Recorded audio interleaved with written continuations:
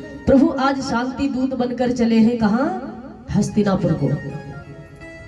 मानो दुर्योधन को विदित हुआ, दुर्योधन को मालूम हुआ कि आज शांति दूत बनकर के कौन आ रहा है। अरे कन्हैया शांति दूत बनकर आ रहे हैं। तो क्या किया दुर्योधन ने? अपने नगर को बहुत सजवाया, बड़ा सुंदर सजावट हो रही है उस नगर की। आज नगरी मानो ऐसी सजाई जा रही है जैसी दुल्हन की भांति। अब भगवान कन्हैया श्याम सुंदर मुरली मनोहर एक शांति दूत बनकर के पहुंच गए हैं हस्तिनापुर में। इधर विदुर जी महाराज को विदित हुआ, मालूम हुआ कि शांति दूत बनकर के आ रहे हैं हमारे श्याम सुंदर मुरली मनोहर।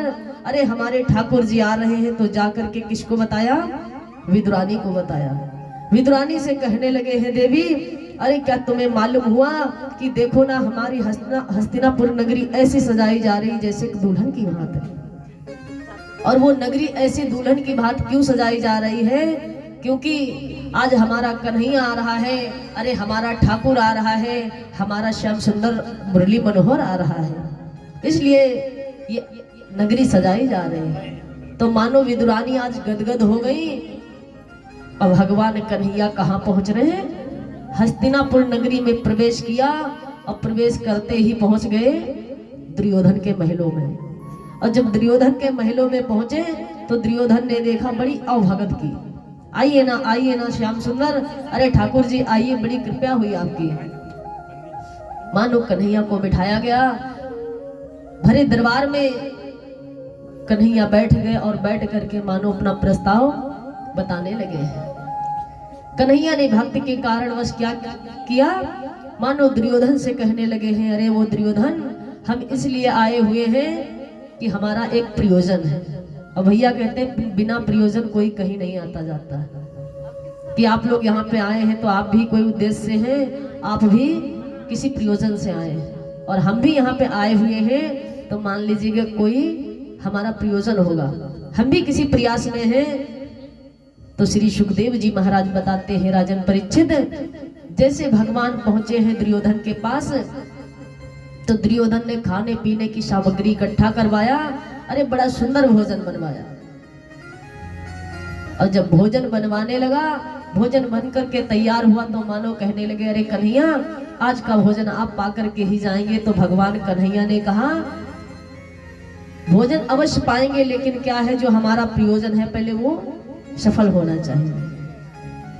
और जैसे कहा हमारा प्रयोजन सफल होना चाहिए, दुर्योधन बोल पड़ा है, क्या चाहिए बताइए ठाकुर जी। तो मानो कन्हैया ने कहा, अरे मैं कुछ नहीं, अरे मैं तो शांति दूत बन करके आया हूँ। मैं चाहता हूँ कि ये युद्ध का जो प्रयोजन चल रहा है ना, ये युद्ध यहीं पे समाप्त कर दिया जाए। मानो दुर्योधन बात को नहीं समझ रहा। तो कन्हैया कहाँ पहुंचे? धृतराष्ट्र जी महाराज के पास। अरे दुर्योधन के पिता हैं धृतराष्ट्र जी महाराज। और धृतराष्ट्र जी महाराज के पास कन्हैया पहुंचे। अब पहुंचकर कहने लगे हैं, अरे महाराज दुर्योधन तो आपका बेटा है और आप चाहें तो ये युद्ध यहीं पे समाप्त हो जाएगा। और जैसे कहा ये युद्ध यहीं पे समाप्त हो जाएगा तो मानो धृतराष्ट्र कहने लगे कि अरे कृष्ण हमारी कोई बात नहीं मानेगा और ये युद्ध नहीं समाप्त होगा, ये युद्ध होके ही रहेगा। तो कन्हैया ने कहा, देखिए आपके पक्ष में दोनों बेटे हैं, मान लीजिए इधर आपके भाई के बच्चे हैं और इधर आपके बच्चे हैं। तो मान लो कि युधिष्ठिर इत्यादि 5 पांडव जो हैं वो आप ही के बच्चे हैं। अब वो आपको पिता तुल्य मानते हैं, पिता के समान मानते हैं। तो इनमें और आपके बच्चे में कोई भेद नहीं है। तो अगर आप चाहेंगे तो युद्ध नहीं होगा।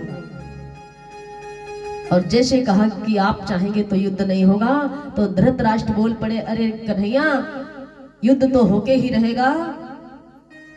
अब मानो भगवान ने बहुत प्रयास किया, अरे तासरी हम कुछ नहीं मांगते हैं, और हम मांगते हैं तो पांडवों के लिए सिर्फ 5 गांव मांगने आए हैं।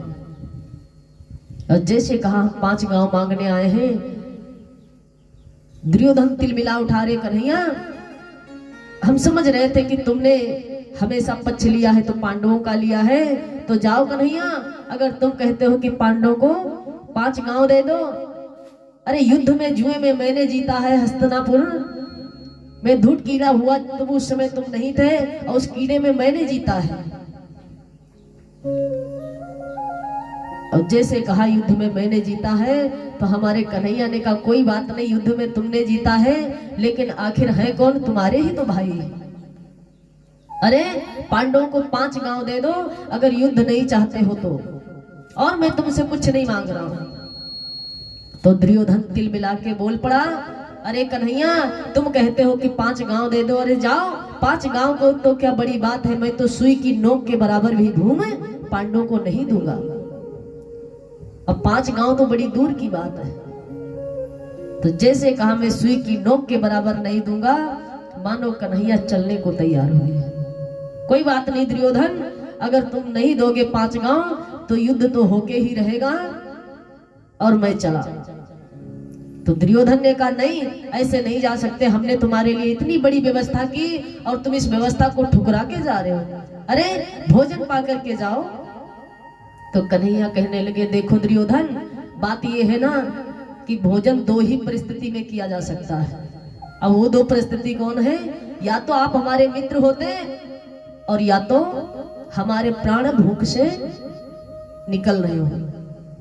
अब भैया बात सही, कभी भी जाइएगा कहीं तो भोजन हर एक जगह नहीं करना चाहिए, भच्छा भच्छ भोजन नहीं करना चाहिए। क्यों? क्योंकि कन्हैया बता रहे हैं दुर्योधन से भोजन 2 ही परिस्थिति में किया जा सकता है, या तो अपने प्राण की रक्षा है तो, या तो अत्यधिक आपका स्नेही है, प्रेमी है, आपकी समस्या को समझता है, आपकी हर परिस्थिति को समझता है, तब उसके यहाँ भोजन करना चाहिए। तो मानो दुर्योधन कहने लगा नहीं मानोगे?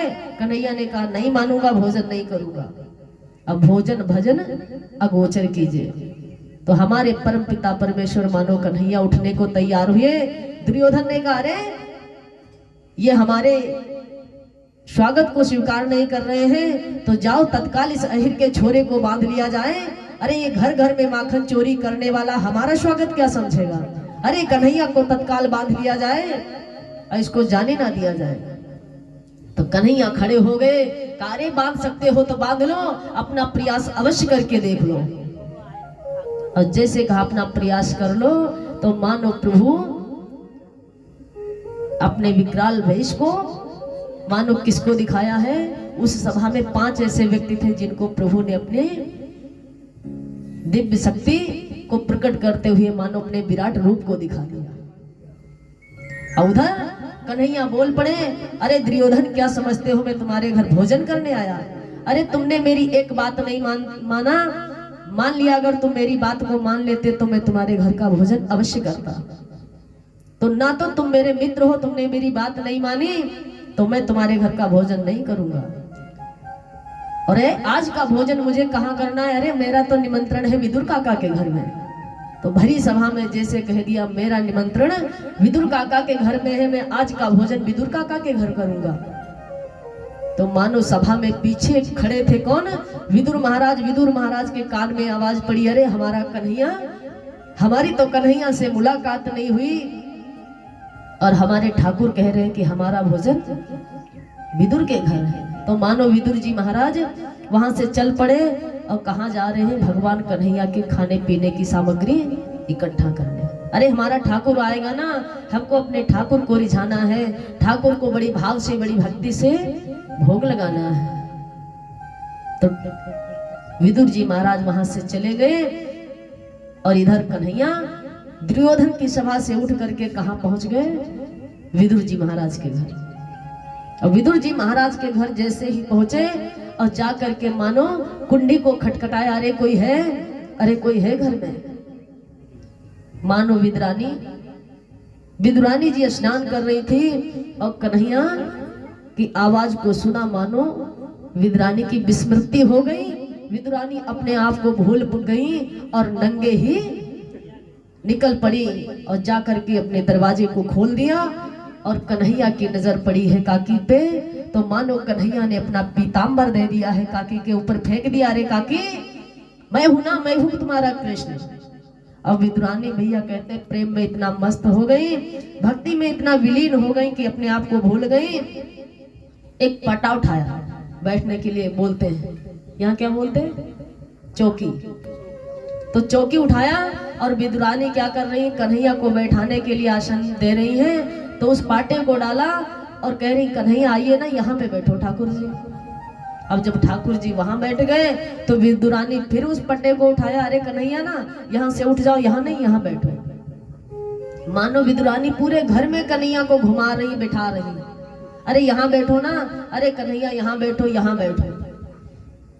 अब मानो विदुरानी की भक्ति इतनी सरल थी कि अपने घर को एक तीर्थ बना दिया।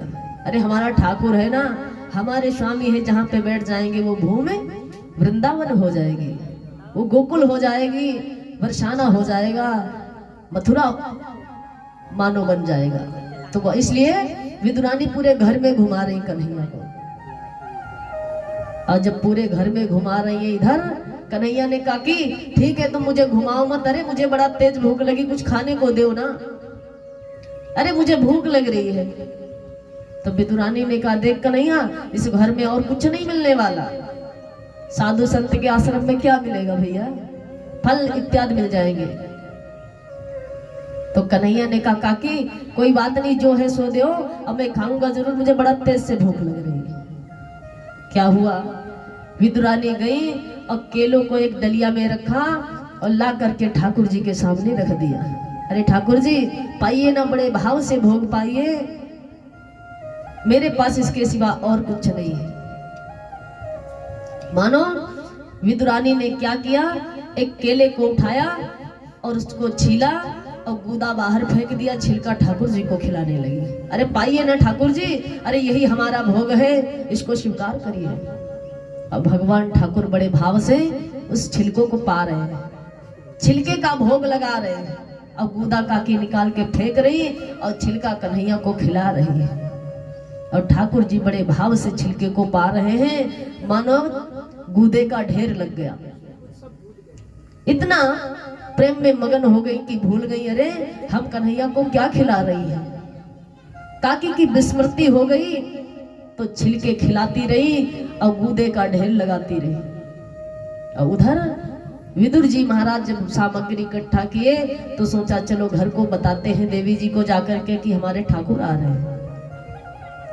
तो आए, आकर के अपने दरवाजे को खटखटाया, आवाज दिया, अरे देवी जल्दी खोलो ना, दरवाजा खोलो, देखो हमारा ठाकुर आ रहा है। अरे हमारा कन्हैया आ रहा है ना। तो मैं गया था कन्हैया के खाने के लिए दूध, दही, मक्खन, मिश्री इत्यादि लेने के लिए। तो विदुरानी अरे जल्दी दरवाजा खोल दो, हमारा कन्हैया आ रहा है। तो विदुरानी ने विचार किया कन्हैया तो पहले से यहाँ बैठे हैं, अब दूसरा कन्हैया कौन है। तो विदुरानी ने दरवाजा खोला, मानो अंदर से बता दिया महाराज कन्हैया तो पहले से आ चुके हैं। तो विदुर जी महाराज गए अंदर और जाकर के विदुरानी ने फिर वही कार्य प्रारंभ कर दिया। क्या किया, छिलका खिलाने लगी, गूदा फेंकने लगी। अब विदुर जी महाराज की नजर पड़ी किस पे, गूदे के ढेर पे। अरे देवी ये क्या कर रही हो, अरे तुम तो छिलका खिला रही हो, गूदा फेंक रही हो। अरे हमारे प्रभु को तुम छिलका खिला रही हो, हटो हटो मैं खिलाता हूं। और जैसे कहा हटो मैं खिलाता हूं, प्यारे भक्त क्या हुआ, अब विदुर जी महाराज केले को छील रहे, गूदा खिला रहे, छिलका फेंक रहे। प्रभु ने एक दो केले खाए, मानो विदुर जी महाराज का हाथ पकड़ लिया, अरे काका जो स्वाद मुझे काकी के छिलकों में था ना वो इसमें नहीं है। क्यों, अरे क्योंकि काकी मुझे बड़े भाव से खिला रही थी और काकी को विदित नहीं हुआ, काकी को मालूम नहीं हुआ कि मुझे छिलके खिला रही है या गूदा खिला रही है। तो मुझे बड़ा स्वाद आ रहा था छिलकों में। तो मानो प्रभु आज विदुरानी के प्रेम से मोहित हो गए और छिलके का भोग प्रभु